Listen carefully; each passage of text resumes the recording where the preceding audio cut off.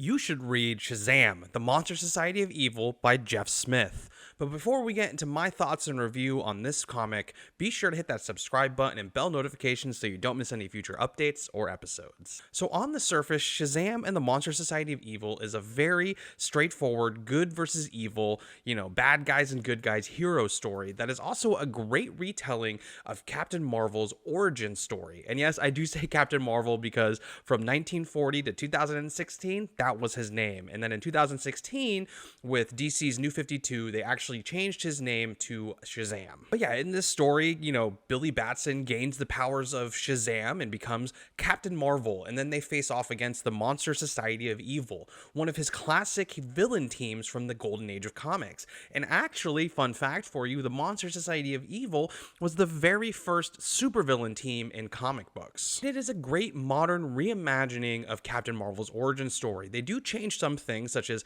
there really isn't an Uncle Dudley, we don't get to see Freddy, and they changed Takitani from simply a talking tiger to a djinn or a genie type character, which I thought was a great change and kind of an update on Takitani, who was one of Captain Marvel's sidekicks from the golden era. If we were to take this book and place it in its historical context of when it was first printed in 2006, it very much reflects the post 9/11 kind of fears and mentality of that day. Fear of an unknown evil, fear of a threat from abroad that we don't know where it's coming from. With a government that's either unwilling or unable to protect its people, they must turn to heroes. We looked to heroes in that time frame. The firefighters of 9/11 and things like that. I remember I was in middle school when that happened, and that became very much the mentality around a lot of people. We were looking for heroes. We wanted to feel safe once again as a country. And if you take this book and place it in that time period, it makes a lot of sense, especially with some of the visuals and the allegories that Smith kind of relies on throughout it, even straight out using terms like terrorism and fear, and a very clear allegory later on in the book for the Twin Towers. If we look deeper at this story, it's very much an examination of the characters of Billy Batson and Captain Marvel and kind of the role that they would fill in a modern world. Where do these old-timey heroes from the 1940s, a character who hasn't changed much since his inception, where does he fit in a modern day world? And this is one of the best modern retellings of the character. Very few interpretations of Captain Marvel, as you can tell, I'm a huge fan, so I read a lot of his comics, but very few of his interpretations stick so closely to the golden age, early Captain Marvel stuff that really defined the character. And this story ultimately becomes less of a story about Captain Marvel and more of a focus on Billy Batson. And it focuses on what gives him strength, hope, and the overall goodness that makes his character worthy to be Earth's mightiest mortal. In the comic books originally, Billy Batson was a great character. He was basically the perfect kid in a lot of ways. And that's one of the things that they changed about him in the modern era that I really don't agree with. Jeff Johns turned him into this kind of, obviously kept him as an orphan and everything and living in foster homes, but turned him more into this arrogant kind of punk that fought against the rules and wasn't technically worthy of the power of Shazam. And I gotta disagree with that. Billy is supposed to be a reflection of the innocence and the purity that makes a kid a kid. And as much as we want to say in the modern world, things really aren't like that anymore, it is important to have these stories where we can have hope and the idea of a better person, the idea of someone who is worthy to be Earth's mightiest mortal and ultimate protector.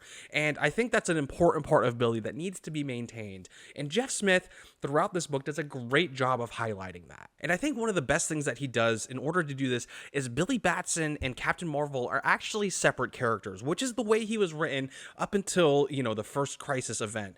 Up until Shazam, The New Beginning in the early 80s, Captain Marvel and Billy Batson were two separate people, and now embodying the same space. He would say the word Shazam and Billy would leave and Captain Marvel would take his place. Captain Marvel was a completely different character. And I think by doing that and kind of sticking to that true origin in this Shazam, the Monster Society of Evil, Smith really does a great job of highlighting the differences between these two characters and showing that Billy is as much, if not more, of a hero than Captain Marvel. Overall, this is a fantastic Captain Marvel Shazam story.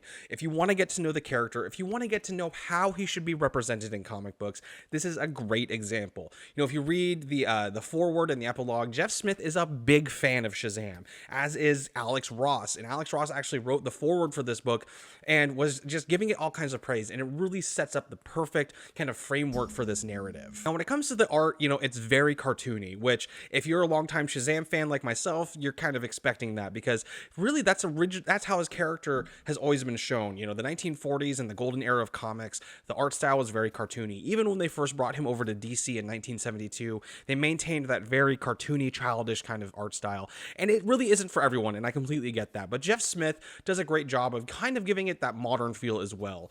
You know, Jeff Smith is, of course, best known for writing Bone, and you know, his art style is very unique and very cartoony and very identifiable. But it really fits with this story and the narrative kind of going along with it. But overall, Shazam and the Monster Society of Evil is a fantastic book, and I highly recommend you read it, especially if you want to learn more about the character. But, you know, let me know down in the comments. Are you a fan of Captain Marvel, aka Shazam? Have you read this book before? Do you want to read it? You can also shop copies of Shazam, the Monster Society of Evil at gtxcomics.com. The link is in the description. But yeah, let me know in the comments. Have you read it? Do you want to read it? I would love for a chance to connect with you. And like I said, be sure to hit that subscribe button and bell notification so you don't miss any future updates or episodes.